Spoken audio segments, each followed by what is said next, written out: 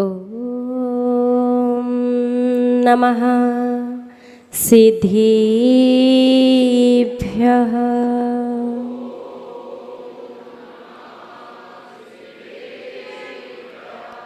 ॐ नमः सिद्धिभ्यः।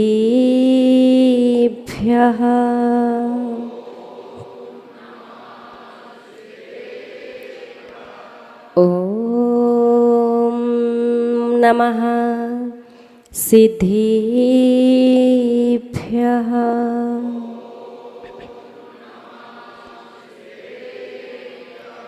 तुभ्यं नमस्ते भुविनार्तिहराय,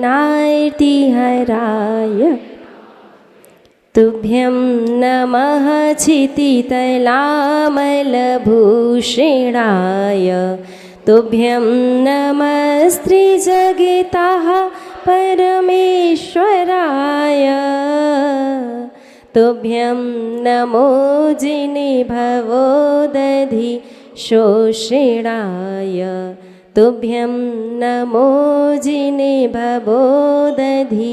शोषणाय। जय बोलिए त्रैकालवर्ती त्रैलोक्य पूज्य विश्वाराध्य पंच परमेष्ठी भगवान की।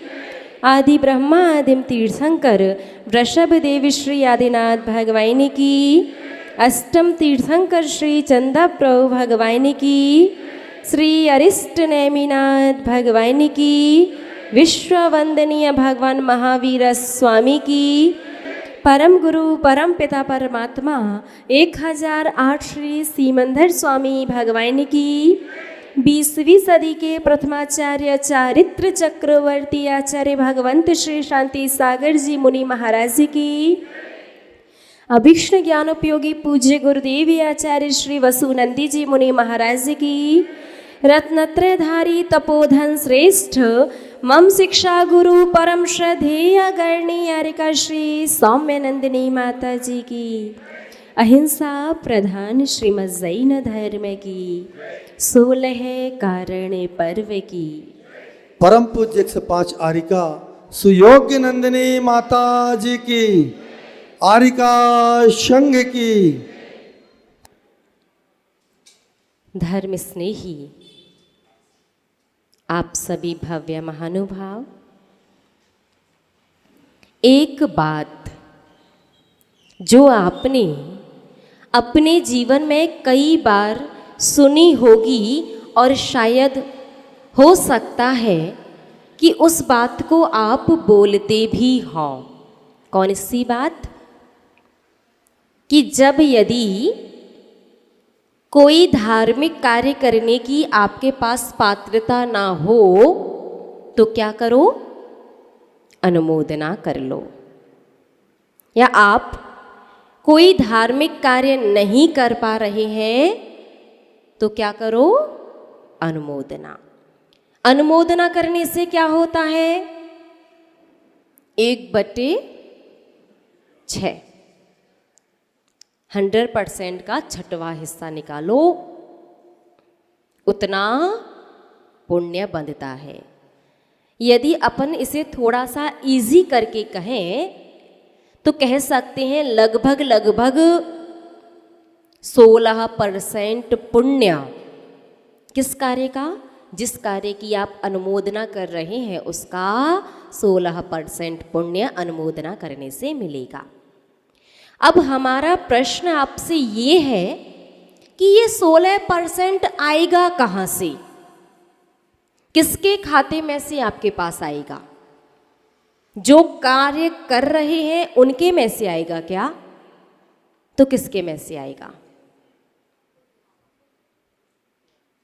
बताइए। अभी स्वयं के पास तो कुछ नहीं है। कहते हैं ना सामूहिक पूजन हो रही है, व्यवस्थापकों ने मिलकर के सामूहिक पूजन की व्यवस्था बनाई है तो सभी के हिस्से का क्या कहते हैं? 16% व्यवस्थापकों के खाते में जाएगा। सभी के हिस्से का 16% तो इसका तात्पर्य तो ये हुआ कि सामने वाले के खाते में फिर 84% रह जाएगा। तो क्या हुआ इसका मतलब?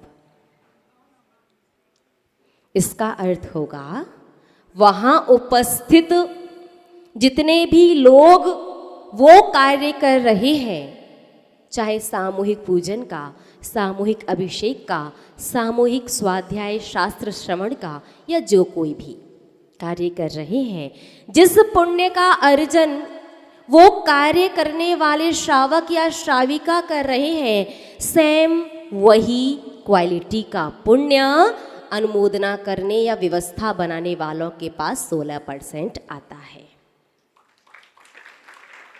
बात समझ में आई?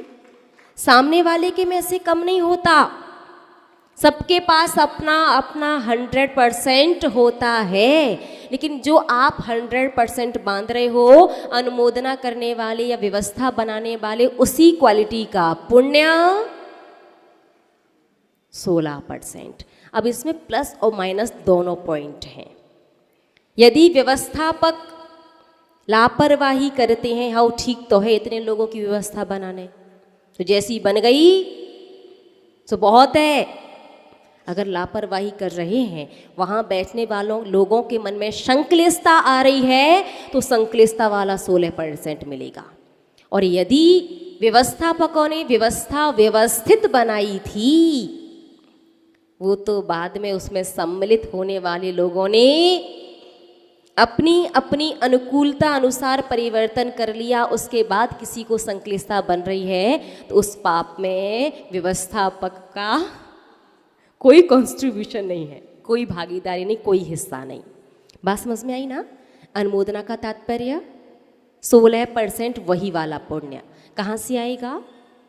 जहाँ से आता है वर्गणाओं रूप में, कर्म रूप में जो पुण्य आता है वो हमारे पास भी आएगा, सामने वाले के पास भी जाएगा, सामने वाले के खाते में से नहीं आएगा। आपको बात समझ में आई कि नहीं आई? बस इतना बता दो। आई ना?